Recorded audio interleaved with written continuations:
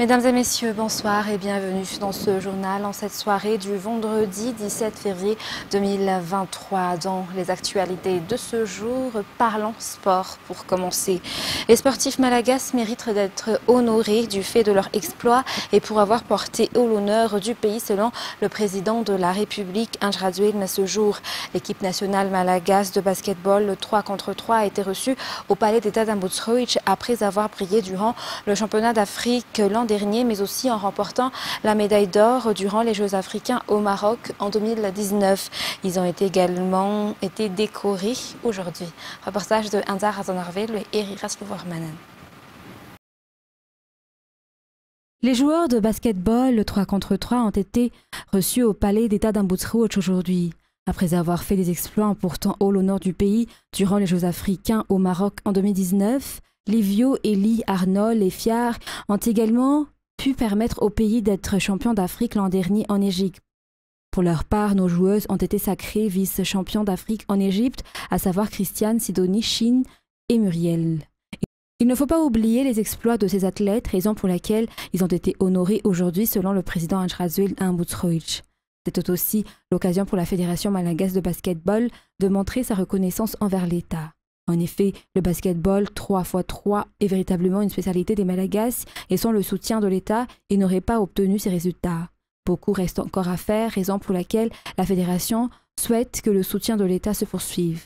La promotion de cette discipline au niveau des jeunes commence par les infrastructures. La Fédération sollicite l'appui du président dans ce domaine. De son côté, le président de la République a toujours su mettre à la place qu'il mérite les sportifs dans son Vel'dran. Le chef de l'État n'a pas oublié de mentionner les infrastructures adéquates pour le basketball en réponse également aux demandes de la Fédération afin qu'ils puissent toujours participer aux championnats internationaux. Du fait de leurs efforts, l'État, à travers le président de la République, a décoré ses athlètes et leur a octroyé une prime spéciale. Étant des policiers et des gendarmes, les joueurs de la catégorie masculine bénéficieront d'un avancement spécial.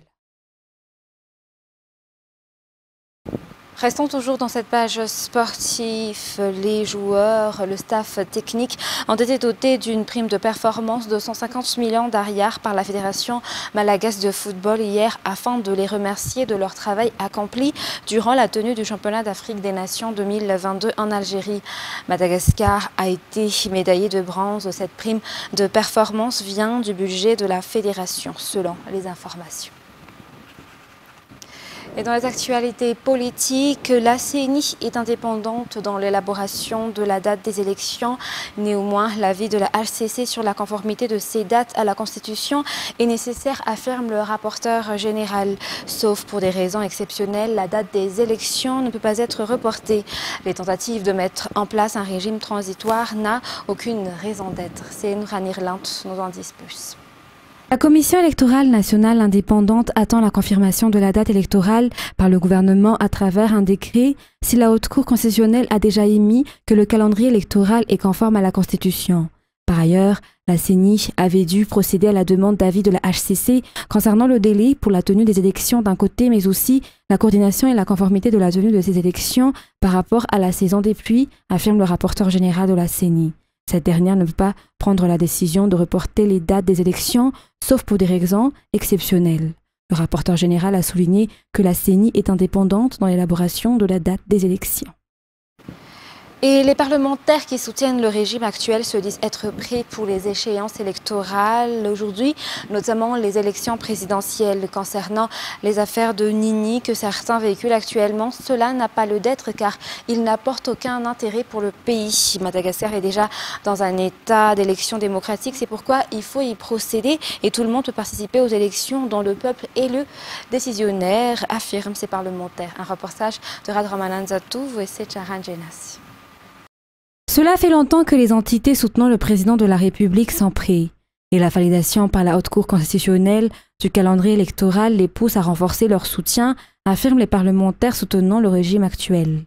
Ils réitèrent également leurs appels au président de la République de se porter candidat. Par ailleurs, la propagation de fausses informations concernant le Nini n'est qu'une subterfuge pour ceux qui ont peur d'affronter les élections, affirme-t-il. L'élection devrait se tenir cette année, ainsi les partis politiques devront également s'y préparer, selon toujours les explications.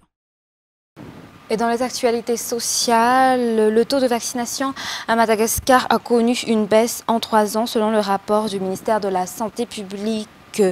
L'arrivée du virus Covid-19 a été parmi les facteurs à l'origine de cette baisse, surtout pour les vaccinations des enfants selon les explications. La vaccination, pourtant, est le seul moyen de faire face au virus. L'État a ainsi procédé à des sensibilisations afin de motiver les citoyens à se faire vacciner, surtout les enfants. Aniela Martina.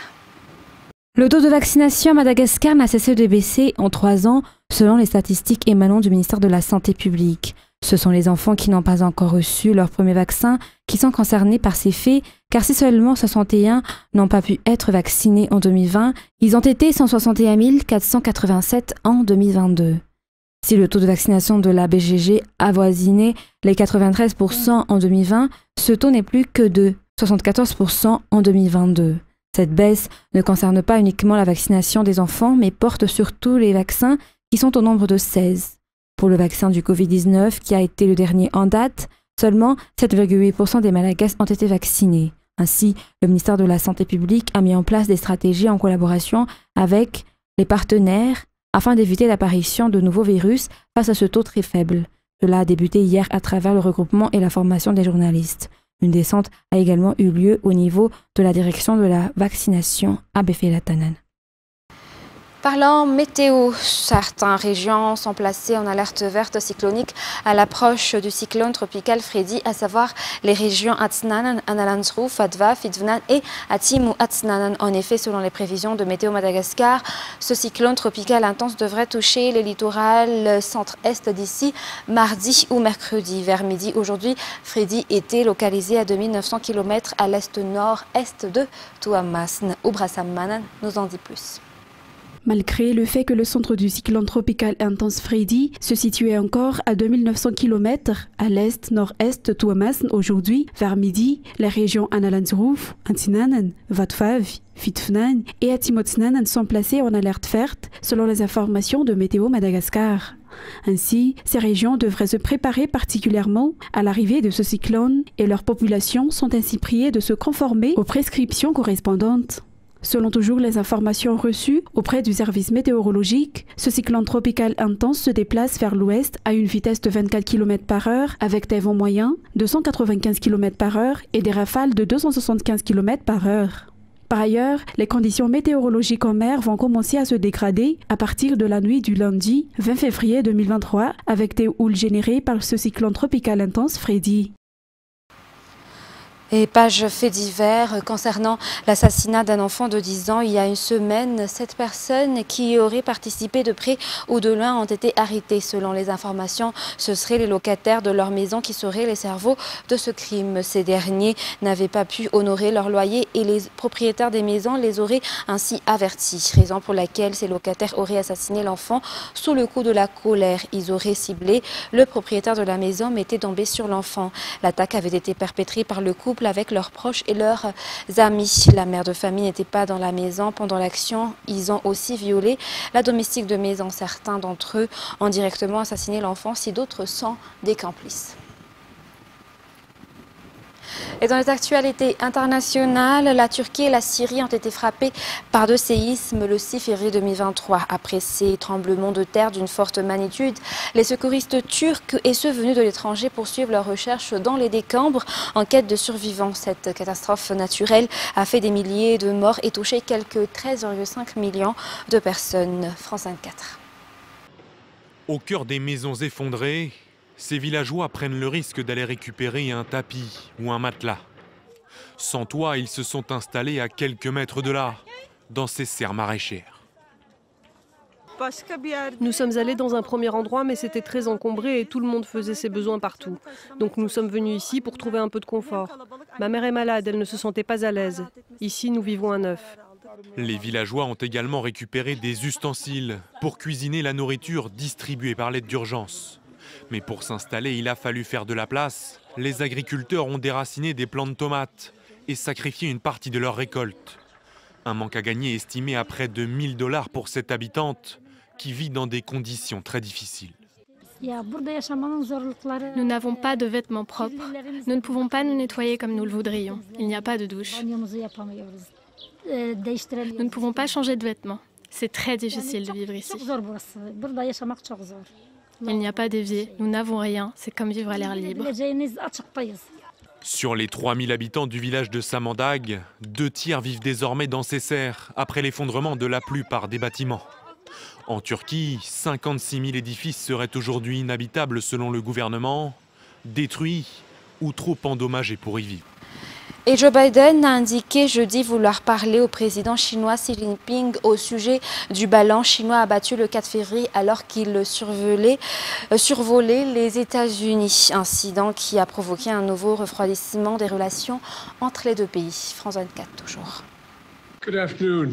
Le président américain Joe Biden rompt enfin son silence. Quelques jours après la destruction de 3 nouveaux objets volants non identifiés au-dessus de l'Alaska, du Canada et du Michigan. Nous ne savons pas encore exactement quels étaient ces 3 objets, mais rien pour l'instant n'indique qu'ils étaient liés au programme de ballons espions de la Chine, ou qu'il s'agissait d'appareils espions d'un autre pays. Selon les derniers éléments des renseignements, ces 3 objets étaient très probablement liés à des entreprises privées, à des instituts de loisirs, à la recherche météorologique ou à d'autres recherches scientifiques.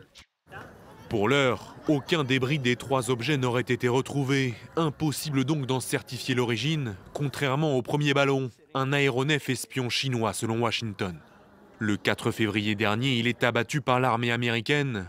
Une réaction disproportionnée selon Pékin, qui le décrit comme un appareil d'analyse météorologique. Le ton monte entre les 2 chancelleries ces derniers jours. L'Amérique détruira tout objet aérien qui menace sa sécurité, assure Joe Biden, qui souhaite pourtant éviter la crise diplomatique. Nous recherchons la compétition avec la Chine, pas le conflit. Nous ne voulons pas d'une nouvelle guerre froide. Je compte m'entretenir avec le président Xi et j'espère que nous allons aller au fond des choses. Mais nous ne nous excusons pas d'avoir abattu ce ballon. La Chine, elle, accuse la Maison-Blanche d'hypocrisie. Plus d'une dizaine de ballons américains auraient pénétré l'espace aérien chinois l'an dernier, selon Pékin. Des allégations démenties par Washington. Et les soldats ukrainiens tiennent leur position à Bakhmout, ville de l'est de l'Ukraine, où la situation est la plus difficile face aux troupes russes, a affirmé mercredi le président ukrainien. Malgré les combats acharnés, la situation serait stable sur le terrain selon certains officiers ukrainiens. Bakhmout est aujourd'hui le point le plus fou du conflit. Le point avec France 24. Tenir Bakhmout à tout prix. Un objectif crucial pour ces soldats ukrainiens, déterminés à ne pas lâcher aux troupes russes cette ville de l'Est de l'Ukraine. Malgré les combats acharnés, la situation serait stable sur le terrain, selon certains officiers ukrainiens. Sur une échelle de 1 à 10, la situation à Bakhmout est actuellement à 5. Nous devons reconnaître les succès de l'ennemi.